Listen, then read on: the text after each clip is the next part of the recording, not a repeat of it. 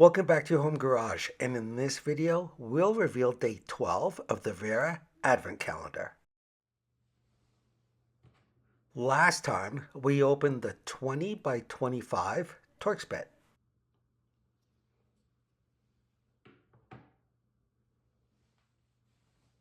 Now let's see what's behind number 12 as we move through the numbers 1 to 24, which represent the days in December before Christmas.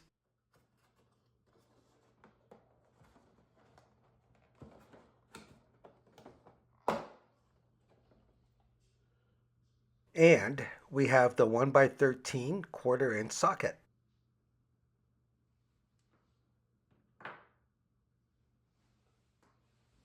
Now, don't forget to tune into the next video to reveal day 13. So make sure you help to keep this channel going by hitting that like button, sharing this video with a friend. Also, please comment below as I reply to all. Plus, don't forget to subscribe. And we'll see you next time on Your Home Garage.